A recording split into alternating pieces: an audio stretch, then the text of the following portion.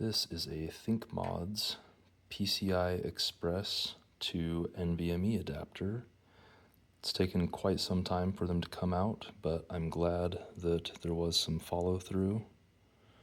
So here is the device itself. I got the one with the LED soldered onto it. And a surprise for everyone, that is a MicroSD card slot.